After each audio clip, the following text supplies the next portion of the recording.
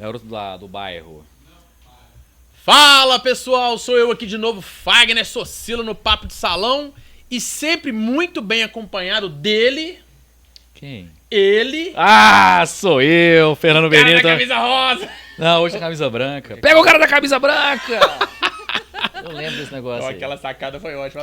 Inclusive, eu assisti esse podcast, achei... Falei assim, de onde que eu tirei isso mesmo? Ali você tirou das entranhas. Desenterrado. Igor Gonçalves hoje com a gente, a senhorita Lorens Ribeiros, conhecida como Lori, Lorena, que além de consultora e marketóloga, também é comunicadora. E empreende com a Heinesse. Lores, conta pra gente quem és tu. Então, meu nome é Lorena Ribeiro, sou de Belo Horizonte, Minas Gerais. Belzontina? Isso. Mas eu queria falar dos meus avós paternos, maternos também. Hoje eu estava parando para pensar por que lá em casa a maioria das pessoas empreendem e são seletistas. Ou empreendem e são funcionárias públicas. Por causa dos nossos avós. O meu avô paterno, ele era funcionário da Companhia Ferroviária de Minas Gerais. MRS. Muitos anos atrás. Você sabe? Nossa, o Fagner está sabendo melhor que eu. E ele tinha uma granja lá no quintal que meu pai e os meus tios vendiam os ovos na rua, na Cachoeirinha, na Itapetinga. E tinha uma feirinha muito famosa naquela região ali. Tinha mesmo. E aí o que aconteceu? Os anos foram passando, meu pai foi para a Caixa Econômica Federal, minha mãe do outro lado, né, da família, totalmente diferente. Meu avô materno, ele era, como é que fala, gente? Dono de cartório no interior de Minas Gerais.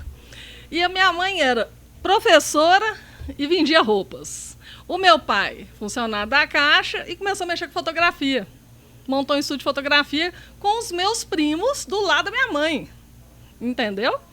E aí, quando alguém chega para mim e fala assim, Lorena, você faz muita coisa. Eu falo, mas eu sempre fui incentivada a fazer muita coisa. Eu fiz 9 estilos de dança, 4 artes marciais, joguei vôlei por 27 anos. Como que você faz uma coisa só? Muita coisa. Então, também entremeado na minha vida. Hoje em dia, passado dos 50 anos, realmente eu estou afunilando os meus objetivos. Mas até outro dia eram 5, 6 atividades. E assim, eu posso falar para vocês que tudo começou o empreendedorismo, assim, de fato, não por necessidade, que a gente sabe, né, que pela pesquisa de empreendedorismo aí, infelizmente a maioria dos brasileiros, eles empreendem por necessidade. Uhum. Alguns por oportunidade, pouquíssimos são natos, né? Alguns também por serem hereditários, né, dentro da família. Mas tudo começou aqui, na época que eu fui gerente comercial da divisão Duracell de Minas Gerais. Era uma das 4 mulheres da Gillette do Brasil. Olha só. E do Brasil, né? Uma das 4 do Brasil. Do Brasil. Nós éramos 101 vendedores, gerentes, né, entre vendedores e gerentes, e éramos 4. E já era uma quebra de paradigma naquela época, 4 mulheres, né? Isso foi em que ano, 98. Lores? 98. 98. É do bug do milênio. O que você fez com o bug do milênio? 99. Desliga o computador. E tudo se deu? Tudo deu certo depois. Sabe que tem uma teoria aí que 2000 tudo acabou e nós estamos vivendo um sonho, né? Faz sentido, que a gente tá na Matrix, né? Na Matrix. Inclusive, olha lá, ó. A Duracell ali. Aí você, em 98, você já liderava, já estava participando como um quarto das mulheres da empresa. Bom, eu comecei a trabalhar na Localiza. Aham. Eu trabalhava como operador de reservas internacionais. Família Matar, né? Isso. O Salinho 1990. O Salinho não gosta quando eu saí de lá, ele não gostou muito, não. Que eu fui elogiada, né? Uhum. Aí, quando a pessoa é elogiada, ele não gosta. Bom, enfim, mas isso é passado. 33 anos. Bom, eu saí da Localiza, fui para várias áreas, voltei a ser secretária bilíngue, né? Eu sou tradutora de formação, meu curso superior, tradutora e intérprete na Newton Paiva, né? E aí as coisas correram. Quando eu cheguei na Gillette, eu já tinha passado por uma falência. Uma falência com meu primeiro marido. Faliu o relacionamento ou a empresa que vocês tinham juntos? Trabalhávamos juntos, uhum. Namorados. Casamos. Antes de falir, eu cheguei para ele e falei assim, olha, nós estamos casando esse mês agora, devemos R$40 mil, 1997. Era uma grana, né? Fortuna. Era uma grana. E eu sugiro que a gente feche a empresa, eu com meus 26 anos, né? Ele falou assim, não, você é muito nova, você entende pouco, e também você só tem 20% da empresa. E a empresa era de quê? Era uma distribuidora de matéria-prima para fabricantes de vassoura. Então a gente vendia matéria-prima e produtos semi-acabados e acabados. Bom, casamos Em dezembro desse mesmo ano, a gente faliu com 100 mil de dívida. De 47 para 100. Ele não quis te escutar, né? Não Dobrou. Quis. Não quis. Dobrou aí, o prejuízo. Falei, bom, eu não vou ficar sem dinheiro. Tem saúde. Peguei tudo do casamento, encaixotei, fiz um barraco na varanda da minha mãe, ela aceitou. Fui morar na sala dela, que é uma sala gigante, e essa sala virou quarto, escritório e sala. E aí... E depósito, né? E depósito, né? O depósito foi do lado de fora, né? Com um barraco. Uhum. E aí foi assim, fui lavar tapete, ganhava R$50 em cada tapete português que eu lavava, ajoelhada no chão, escovinha. Foi punk, fui vender sorvete. Aquelas máquinas de sorvete italiano, elas só existiam no McDonald's. Exato. E meu primo, ele trabalha com isso há muitos anos em São Paulo. Apesar dele ser daqui de BH, ele mandou 2 máquinas pra gente. Né? Ele ficou com dó de mim, na verdade. Aí ele mandou as máquinas, aprender a fazer o sorvete em calda, papapá, Afonso Pena. Uma máquina Afonso Pena, outra máquina na feira. Você tem realmente um sangue empreendedor, né? Os pontos eram maravilhosos, né, Fernando? Pensa. Sim. Afonso Pena. Os melhores. Aí a gente colocava uma moça lá, e no Expo Minas a gente ia, todo mundo. Ali, Fagner, lembrando de você da sua palestra lá no Socila, ali eu vi como as pessoas tratam as pessoas das profissões invisíveis. Porque ali eu estava com um guarda-pó branco, vendendo sorvete. E uma professora tradutora bilíngue, né? Não era uma pessoa qualquer. Era uma pessoa que há meses atrás estava ajoelhada lavando o tapete. É a pessoa que estava do outro lado o tempo todo, né? E de repente passou pro lado do invisível. Isso mesmo. É doído, né? E aí eu entrei na Gillette para cobrir as férias de uma secretária. Uhum. Né? Eles perguntaram, você topa? Eu, lógico que eu topo. Por que não, né? Tudo. E na hora que caiu uma empreendedora no lugar de uma seletista? Então, aí que tá. Anteontem me perguntaram sobre isso. Como funciona isso na sua cabeça? Para mim, funciona o seguinte. As áreas que eu trabalho hoje, desde aquela época, tem que ser áreas agradáveis para mim, independente da forma de contratação. Ok? Posso ser a melhor varredora de rua, a melhor tradutora, mas tem que ser alguma coisa que eu goste de fazer. Não importa para mim se eu estou empreendendo, intraempreendendo ou sendo seletista. Faz a diferença para a gente, só para as pessoas entenderem que tem muita gente ainda que essa palavra intraempreendedorismo, ela está começando a deflagrar agora, né? Isso. Intraempreender, aquela câmera ali, né? De cá. Intraempreender, gente, é quando nós empreendemos com o CNPJ de uma empresa já existente e que tem um nome no mercado. Exemplo. Vou chegar para o Fagner, quero trabalhar contigo lá de gerente da loja X. Ou do salão Y, ok? Beleza. Olá, Lorena, tá, mas assim, você vai ser gerente, você já empreende? Sim, eu vou ser sua seletista, funcionária, registrada na carteira, vou bater meu ponto, mas com a visão de negócio, de consultora. Você vai tratar como se fosse seu. Exatamente, sem nunca quebrar as regras que ele mesmo já criou para o negócio dele. Eu não vou querer ensiná-lo como fazer, mas eu posso Você não vai ser uma pessoa que vai só receber e executar, né? Você vai perceber os erros, as dificuldades e tentar solucionar aqueles problemas ali, né? O intraempreendedor, ele tem um perfil resolver problema pelo outro. Isso, ele tem um perfil de contribuição. É empreender no negócio dos outros. Exatamente. Ser o dono do negócio dos outros. Ser o dono do seu negócio, porém... Dentro do negócio do outro. Você já... Por exemplo, essa marca, eu posso mostrar a marca? Pode. Essa marca aqui hoje eu vendo suplementos dela, via link. Ela é uma marca consolidada.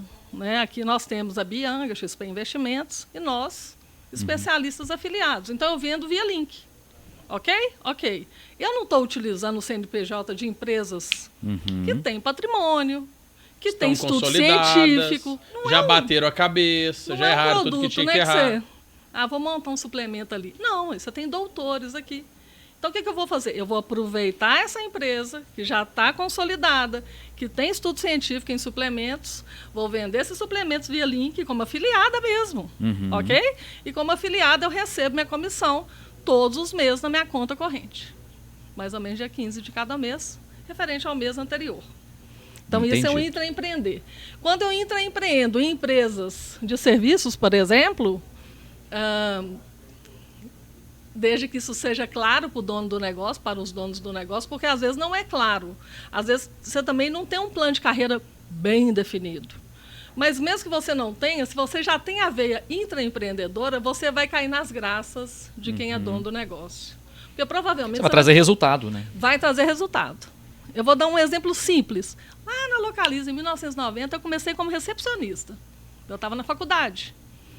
por ser muito tímida na época, que eu vou contar aqui a virada de chave, mas por ser muito tímida na época, eu via os carros entrando aqui na matriz, ali na Bernardo Monteiro. Falei, vou chamar o elevador. Ali que era a matriz? É, vou chamar o elevador, porque eu fico com vergonha de falar o quê. Aí eu chamava o elevador, todo mundo, quando subia a escada, já entrava no elevador. Não conversava com você? Eu ficava até aliviada. E aí o Salim achou isso ótimo. Falou assim, ele achou que era eficiência. Que menina! Tá economizando o tempo de todo mundo aqui dentro. Que moça inteligente essa moça! Aí eu fui elogiada em busca da excelência em 1990-91 dentro da Localiza. Eu falei, realmente eu queria ganhar o tempo deles, mas eu também estava muito tímida, né? Então juntou o útil ao agradável. Isso é uma visão intraempreendedora. Você resolveu o seu problema e o deles também. E o deles, certo? Bom, em 98, 99, cheguei a gerente de contas da divisão Duracell, com muito sacrifício. Porque e vende muito, Lore? Na Essa época, pilha é a primeira, né? Eu vendi em Cinefoto e eletrônicos, mas a Gillette comprou a marca em 1996, mundialmente. Mas em 97 no Brasil, o Cinefoto e eletrônicos, principalmente de Minas, não conseguia comprar. Foto e eletrônicos. E eletrônicos. Era dona da marca. É um segmento de mercado. Segmento de venda. Entendi. Tá? Então, era Kodak, isso. Enfim. Tem uma opção de gente que já não lembra mais, né? Foto Atacado, Centro Fotográfico. Pedro Cinefoto. Meu pai era fotógrafo. Eu também sou fotógrafa, né? Em 92 eu fui para Fotoquina na Alemanha com ele. Então, assim, eu falei, vou entrar de cabeça. Quando eu cheguei nessas pessoas, nesses homens, né? Porque era tudo homem. Eu sou minha filha, você está procurando outro emprego? Porque isso não vai dar. A gente tentou comprar a Duracell da Gillette ano passado, ninguém nos atendeu. A Panasonic entrou com a pilha deles alcalina e, desculpa, amiga, não vai ter jeito. Procure outro emprego, nós estamos até preocupados agora. Mas tem muita empresa grande que tem esse filtro, né? Acaba que o vendedor fala assim, eu não vou atender o pequeno, dá muito trabalho. Né? Prefiro atender um grande ou um varejista que vou vender mais com menos esforço. Né? Aí inclusive eles compraram, cliente que não soltava Duracell, eles compraram algumas unidades dentro dos atacadistas no Ceasa, basicamente, na Ceasa, né? Vamos colocar assim. Bom, aí eu cheguei e falei assim, não vou desistir não. Aí meu chefe lá em São Paulo, Lorena, e aí? Eu falei, e aí que eu vou pensar? Aí pensei, já sei, vou dar treinamento de graça. Pro balconista. Sobre a pilha. Só que eu não entendi de pilha ainda. Eu falei, manda os manuais pra cá. Malote, gente, malote. Ninguém sabe o que é isso. Mandaram os manuais pra cá, comecei a estudar. Veio um CDzinho de PowerPoint, pra eu aprender a fazer PowerPoint. Coloquei no computador, super moderno, mega moderno. Eu lembro disso. Na época era. Estudei o PowerPoint, peguei os manuais, fui estudando, montei uma apresentação. Como que era a apresentação? Era uma apresentação técnica e, ao mesmo tempo, eu ensinava dicas de vendas no balcão. Isso. Quando? No fim do fechamento das lojas e das distribuidoras. Na hora estava todo mundo cansado. Mas, enfim, eu levava boné do Coelhinho, da Duracell, caneta, adesivo. Você tinha que ver, eu andava assim. Paramentada. O retroprojetor de 9 quilos, um notebook de 8 quilos, um salto desse tamanho, um celular que era um tijolo e vamos à luta. Entendeu? Era essa aí. E todo mundo devia ficava alegre, né? Que já eu era Duracell. Chegou a Lorens com os presentes pra gente. Não, filho, Duracell. Eu virei Duracell no estado. A Duracell tá aí? Era eu. Porque eu entrava no ponto de venda, contava a pilha e falava, ô Fagner, você não vai comprar essa DL 123 agora não. Mas você não quer vender? Não, você está com 5 lá, se você comprar mais 5, mês que vem você não compra. Não. Você era consultiva no processo. Consultiva, aí eu aprendi a venda consultiva, onde que eu queria chegar. Aí eu virei e falei com eles, olha, é isso. Aí eles falaram assim, você não quer trabalhar aqui? Não, não posso não. Eu estou trabalhando na Gillette. E assim eu aprendi venda consultiva, aprendi a fazer palestras, fiquei muito nervosa na primeira, né? Peguei uma caneta assim para eles não me verem tremendo e já fui comendo. Falei, vamos comer, gente? Porque vocês estão saindo da loja agora, tá todo mundo cansado. Foi assim que eu comecei a fazer palestra. A ocasião faz o ladrão, né? Era a necessidade que você tinha ali, a necessidade toda que você tinha de... Enfim, sua timidez foi rompida pela apresentação, pela necessidade de venda, para abrir o ponto de venda. Exatamente. Merchandising. Resolver problema. Fiz curso de merchandising, que eu trabalho com isso até hoje, com cliente oculto, inclusive em lojas, hotéis, restaurantes, né? Adoro cliente oculto. E aí eu virei e falei assim, olha, consegui 53 clientes agora, depois de um ano e pouco, rodando o estado todo. Eu só não trabalhava ali no Triângulo Mineiro. Todo o resto era comigo. Mas eu estou fazendo uma pós e isso está me deixando muito cansada.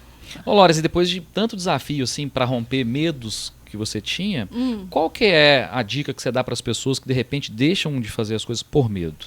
Exatamente. Tem um vídeo que a gente passa lá no Sebrae, que eu também sou consultora do Sebrae, que é muito legal, que ele fala que existe uma grande diferença entre o medo e quando a gente se coloca no... Fobia, talvez? Não, espera que eu vou lembrar a palavra. Existe uma grande diferença entre medo... Ai, nossa, faltou a palavra. Quando a gente está com medo, muito medo de fazer alguma coisa e se esconde e não assume o risco. Mais ou menos isso. Que o medo em si, ele nos favorece, sim, a ir, trabalhar, conquistar, errar, subir, descer e tudo mais. E a outra parte, não. A outra parte te deixa escuro, te deixa preso, e isso pode gerar até um problema psicológico, inclusive. Não, eu conheço gente que desistiu da faculdade porque teve que apresentar um trabalho em público. Né, gente, agora a apresentação do trabalho em público, ela não quer fazer. Não, mas você tem que fazer. Nossa. A pessoa desistiu da faculdade. Ela saiu do curso da faculdade, parou de estudar por medo de público. A palavra está aqui na ponta da língua, daqui a pouco eu lembro. Bom, isso. Aí eu queria contar essa parte aqui, ó. Passei pela Gillette. Posso? Pode. Fechei a minha saída com eles, iniciei o processo de consultoria em 1900 e... Nossa Senhora, quando é que foi? 2001. Iniciei a consultoria. 2001. Bom, logo depois, eu fui trabalhar no banco, onde eu cheguei a gerente de marketing. Aí sim eu cheguei no concurso da minha atividade, né? Seletista. Mas o banco entrou no processo de PDV. Qual banco que era? O Sistema Financeiro Rural. Banco Rural. Eram 46 empresas, né? E eu era ligada à diretoria lá de produtos e serviços como gerente de marketing. Mas o PDV que você falou? Programa de demissão voluntária mesmo. Aí eu saí pelo PDV. Porque o banco ia acabar, né? Logo depois daquele acidente que teve, que morreu, faleceu um dos proprietários. Uma das donas, né? Caiu no avião. Não, helicóptero. Aquilo foi bem antes. Lá em Sabará. Aquilo foi bem... Você lembra daquilo, né? Eu estava lá perto. Foi bem antes. Não, a questão do banco mesmo foi em 2005. Bom, o meu diretor era uma pessoa fantástica. Fantástico. Um dos grandes caras que eu conheci até hoje. Inclusive, ele é meu padrinho de casamento, com a esposa dele. Legal. Ele liberou até as moças que trabalhavam comigo, porque eu tinha uma falha de comunicação muito séria. Eu já até contei isso, acho que o Fagner ouviu isso. Eu não tinha empatia pelas pessoas. Eu te dava um serviço aqui, Fernando. Fernando, faz isso aqui para mim, daqui meia hora. Fernando, você fez? Pô, Lorena tá desconfiando da minha competência? Aí eu não, eu tô achando que é muito serviço para ele. E aí isso foi drástico para mim, né? Eu fui para casa, chorei horrores, elas conversaram comigo numa boa. E foi ali que eu comecei a me moldar, melhorar. E vem melhorando até hoje. Eu não tinha empatia nenhuma pelas pessoas. Você não se colocava no lugar do outro. Eu era a simpática que quase ninguém confia. Entendeu? Não conectava. Você não conecta. Então a pessoa não sente... Será que eu falo? Será que eu não falo? E nesses 20 e poucos anos, 18 anos, né, que eu venho mudando, eu percebo que hoje as pessoas confiam muito mais em mim. Aliás, quando eu dou uma consultoria para um negócio, para uma empresa, um grupo de pessoas, né, eu fico sabendo de cada coisa, menino, nossa. E qual que é a grande dor hoje das empresas, Laura, que você detecta hoje? Porque você tem aí, tanto uma parte que você evoluiu demais, de empresas que conseguiram evoluir. Você tem uma Localiza aí que virou uma potência hoje. Isso. Mas você também trabalhou em algumas empresas que praticamente sumiram do mercado. Sim. Então você tem uma experiência vasta de entender o que deu certo Exatamente. E o que não deu certo. Então quando você vai para uma consultoria hoje, o que você fala assim, isso aqui é primordial? A primeira coisa que eu faço, Fagner, é oferecer o meu diagnóstico. Porque sem diagnóstico... Escutar. Eu não consigo... falar nada, porque é muito sério. Eu falo que o trabalho do consultor, ele tem que trazer em equilíbrio experiência e técnica. Se ele tiver em desalinho, provavelmente ele vai dar alguma dica que não vai ser boa. Que não é legal. E aí eu tenho que fazer o diagnóstico. Mas o que eu tenho observado, mais de 2.500 empresas, né, que eu atendi até hoje, eu tenho observado o seguinte, que as pessoas ainda têm dificuldade de se relacionar com pessoas. Esse é o grande desafio. É o grande desafio. Eu estou com um problema de logística. Ok, como que eu sou gerente de logística? É uma pessoa que eu não consigo conversar. Como assim? Ué. Imagina. Entendeu? Aí tem outros casos muito mais graves. Eu trabalho com planejamento estratégico. Não sei se vocês conhecem essa ferramenta do BSC, do Balance Scorecard, né? No planejamento estratégico, você tem a pirâmide do negócio. Então, você tem aqui presidência, né, o grupo que direciona, o tático e o operacional. Se o tático, eu falo isso com os meus clientes, tem gente que tem vontade de me matar, mas eu falo.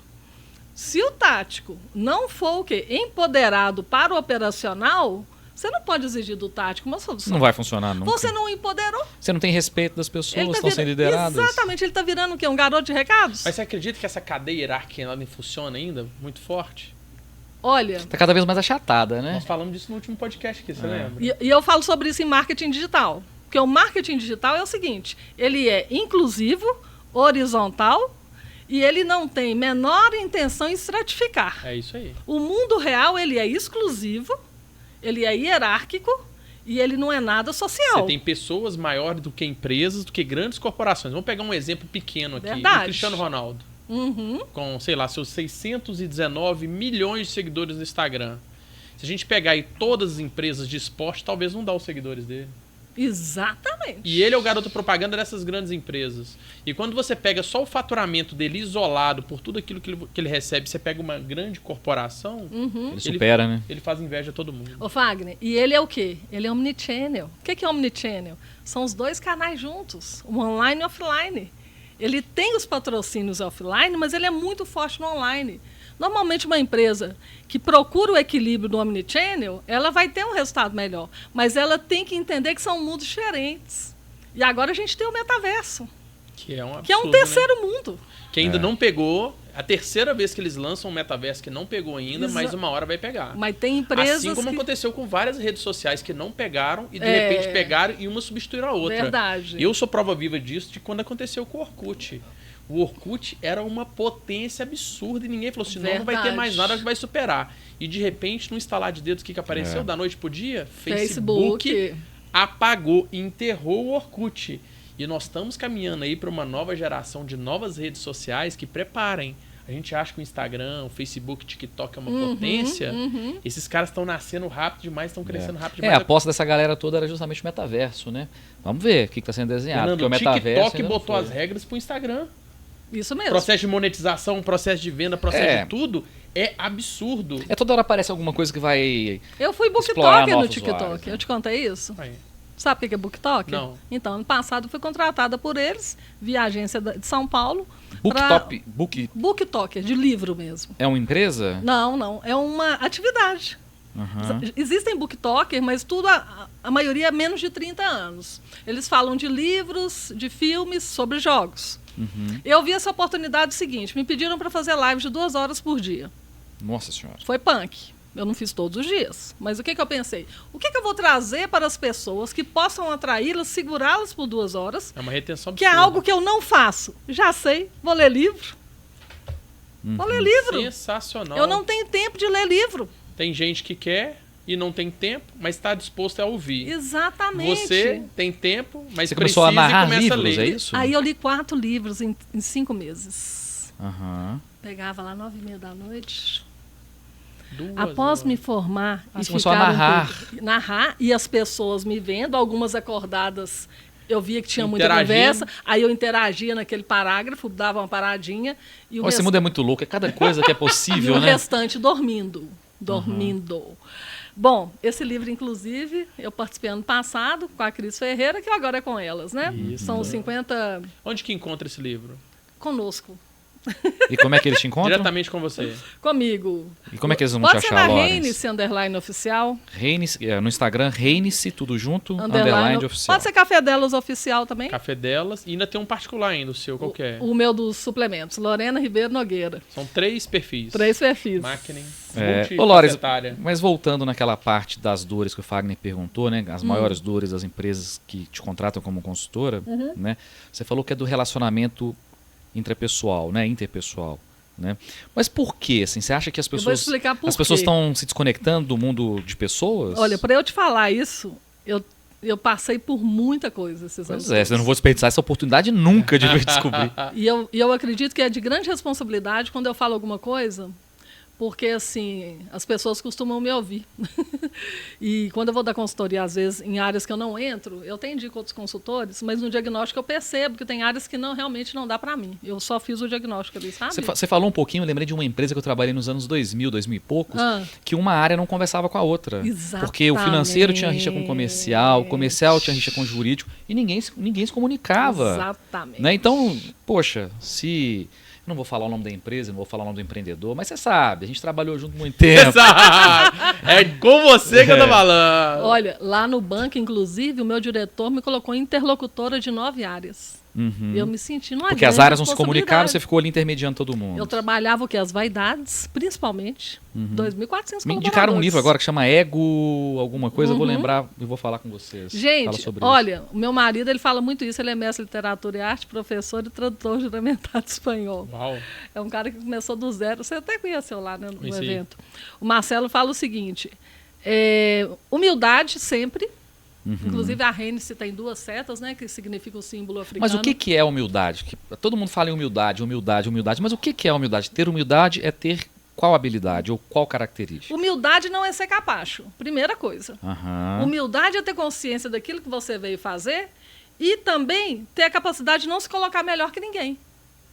Trabalhar em prol de um resultado. É o contrário de arrogância, então. Exatamente. Ao meu ver, sim. Não sei se vocês concordam comigo. Absolutamente. Do jeito que você falou, fica tão claro de uma pessoa que tem entendimento do que é humildade. A humildade é exatamente o excesso de carinho e cuidado pelo outro e respeito. Porém, você fez o corte realmente de quem entende a palavra humildade. Porque às vezes a palavra humildade ela é misturada, ou ela é enxergada de forma diferente pela palavra mediocridade. Exatamente. Tem muita gente que acha que ser medíocre é ser humilde. Não. Você está vindo aqui, você está validada, você tem muito a falar e nós queremos te ouvir. Então você tem uma importância muito grande para a gente, assim como nós temos para você. Isso é ser humilde. Mas se você chega aqui e a gente fala, a gente trouxe você aqui porque você é relevante e você não aceita, não sou isso tudo não sou legal, aí você tenta se passar como humilde, sendo medíocre. Perfeito. Isso não é muito bom. Nossa, Fagner, você arrasou para isso. Aprendi mais uma hoje. É isso aí. Eu aprendo todos os dias com as pessoas, independente da idade delas. Teve uma época que eu dei aula no Instituto sobre marketing e plano de negócio. Os meus alunos, eles tinham acima de 60 anos. De 60 a 94. Foi a época que eu mais aprendi. Pessoas que estavam voltando... Vividas, experientes. E voltando ao mercado de trabalho, nem sempre porque elas queriam, para divertir, mas porque tinham que ajudar os filhos. Eu vejo isso como uma humildade gigante. Uma pessoa que já passou por tudo, que aposentou e está disposta ainda a aprender uma nova atividade para colocar dinheiro em casa e auxiliar seus filhos e netos. Isso é muito poderoso. E mal sabiam eles que eles estavam te ensinando demais. Nossa, e você está indo lá para entregar e recebendo de todo mundo. Exatamente. Viver é um eterno aprendizado, né? Inclusive é a frase da minha bio de Instagram, né? É mesmo? É um eterno aprendiz, é só isso, um eterno aprendiz. Acho que é uma das coisas que me define. Objetivo. Adoro aprender e trocar com as pessoas. Eu queria falar uma coisa que a gente entrou no metaverso, mas eu queria falar um pouquinho de inteligência artificial, posso? Deve. Eu tenho estudado um pouquinho, meu esposo mais, né, lá dentro da Hennessy. O que eu tenho observado e assistido grandes pessoas dentro da área, né, estudiosos da realidade aumentada, inteligência artificial, o que eu tenho percebido? Se nós soubermos fazer as perguntas certas para a inteligência artificial, que é um machine learning, vou explicar o que é. Né, já trabalhei com as startups também, descobri isso em 2017. O machine learning são máquinas ensinando para máquinas o que deve ser feito. Exemplo, o meu celular ensina para a minha geladeira que a minha gaveta de frutas e verduras está vazia. Olha. Ok?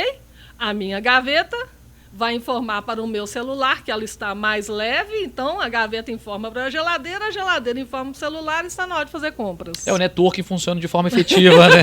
Entre máquinas. É o learning, né? Uma aprendendo com a outra o tempo inteiro. E o que esse cientista falou para a gente no eFestival do Sebrae aqui no Expo Minas esse ano? Ele falou o seguinte: hoje nós temos de 200 a 300 boas inteligências artificiais gratuitas. A maioria de nós conhece ou já operou o ChatGPT. Porque ele, nesse ano de 2023. E resolve muita coisa, né? E ele é eficiente. Né? E aí o que ele disse? Que era uma coisa que eu desconfiava, mas eu não tinha certeza. quem souber fazer a pergunta certa não vai perder a sua posição profissional. Só 9% das pessoas conseguem fazer uma pergunta que está pronta para ser respondida. O resto é tudo futilidade. 9%. Sabe o que eu estava pensando num modelo de negócio para o ChatGPT? Né? Ele varre a internet, né? E aquilo tudo que ele varreu na internet é que vai trazer as respostas, enfim, quanto mais ele responde, melhor ele fica. E se as pessoas começarem a publicar isso, como as pessoas têm feito, né? E o ChatGPT ele sabe que passou aquela informação, e se no futuro ele começa a cobrar das pessoas por aquelas informações. Olha, se você não quiser ter aquele texto na internet vinculado à minha criação, você me paga para eu não te dar o crédito. As pessoas vão ficar escravas disso. Grande demais. Né? E só que todo mundo está usando de forma né, recorrente ali, sem pensar que no futuro pode ser feito. O que impede que seja feito? Hoje você está falando é legal o seguinte, vamos imaginar que no futuro as nossas dores livros publicados, cara, sejam resolvidas por ele. Não, porque ganhar dinheiro é isso. Eu publico um livro. É resolver a dor de alguém. Se daqui a 5 anos, o ChatGPT fala assim, olha, eu sei que você escreveu aquele livro com o meu texto. Se você não quiser que não quiser me dar o crédito, pague para mim. Olha que legal. Então, todo mundo está usando e publicando, gerando e republicando, né, repostando material do ChatGPT e não sabe o que vai acontecer no futuro. Né? Porque é uma empresa. A empresa tem função de ganhar dinheiro. Onde é que o ChatGPT está ganhando dinheiro? Né? Tem as assinaturas lá para usar a versão mais nova. Mas será que isso aí é realmente o modelo de negócio que eles estão pensando? Eu queria até entrar num lado aqui. Por exemplo, lá no escritório a gente usa o ChatGPT para negócios. Todo mundo usa o ChatGPT. E se você paga, você tem um ferramental mais interessante. É mais moderno, Se né? for um trabalho que você precisa muito complexo, que você ganha tempo porque ele vai te facilitar a entregar o resultado, aí ok, então vale a pena pagar por isso. Mas eu vou dar um exemplo literário. Meu esposo está escrevendo uma série infanto-juvenil. Ele fez as perguntas certas e a imagem criada pelo ChatGPT é impressionante. É extraordinário. Impressionante. Ele fez uma para mim também do Café Delas. São impressionantes. Ele conseguiu exteriorizar aquilo que realmente ele imaginava através do Ele conseguiu demonstrar a real necessidade, né? E na maioria do tempo a gente não sabe o que a gente quer, né? A gente quer uma coisa e não sabe. Se a gente sabe o que a gente quer e consegue definir exatamente para aquele sistema, né? O que é aquilo, vai vir. Né? Agora, pensa nisso. No futuro, pessoas pagando para ter créditos, né? Quer dizer, pagando créditos para não ter seu crédito vinculado. Cara, isso é muito perigoso. Isso é muito perigoso. Eu vejo que no futuro muita gente vai cair com isso. Mas bom, é uma possibilidade na minha cabeça. Né, não, obviamente. Concordo. Assim, o futuro ele é incerto. Mas o que é certo é o seguinte. Quem souber perguntar, for assertivo em sua pergunta, e claro, vai conseguir a resposta do seu vídeo, do seu texto, da sua imagem, do que for. Tem gente que já não procura no Google mais. Como fazer café? Antes a pessoa procurava no Google. Agora ela vai no ChatGPT, como fazer café, e pronto, ela já te dá. Ô, Loren, esse foi os 30 minutos mais rápidos da minha vida. Ah, não. Já acabou? Já acabou. Acabou mesmo, estourado. Fernando, faça as vezes aí do nosso desafio. Loren, senhorita Ribeiro, quando chega no final do Papo de Salão, é hora do desafio do Papo de Salão. Epa, vamos lá. Vamos ver. Primeiro é uma música, pra gente colocar na nossa playlist oficial, e a outra é uma frase clichê. Frase clichê é aquela que tá aí, domínio público, né, que você escutou e você acha que pode ser útil para alguém. Quer começar por onde? É a música que eu entrei na igreja com Husband, meu segundo marido. Olha. Your Song, do Elton John. Linda a música. Maravilhosa. E a sua frase clichê? A frase clichê vai ser em homenagem aos meus avós, já que eu comecei falando deles aqui, né? Quem não vê a barra do dia, não vê a barra do ouro. Olha aí. Gostei. Essa eu nunca tinha escutado. Acordar cedo é muito importante. Sono reparador faz bem para todo mundo, né? A gente que está muito doente hoje de questões psicológicas, principalmente porque a gente não dorme, né? Eu escutei uma frase sobre isso outro dia. O cara que acorda cedo, levanta, trabalha e chega à noite em casa, dificilmente não vai ser uma pessoa bem-sucedida. É bem isso que você falou aí agora, né? Exatamente. Loren, obrigado pela presença. Eu Foi maravilhoso receber você aqui. Já fica aí o convite para o próximo Papo de Salão, viu? E vocês também estão convidados aí lá no Café Delas. Ótimo. E esse foi o Papo de Salão, Gonçalves, com a senhorita Loren Ribeiro. Obrigado, viu, Loren? Obrigada, gente. Obrigado.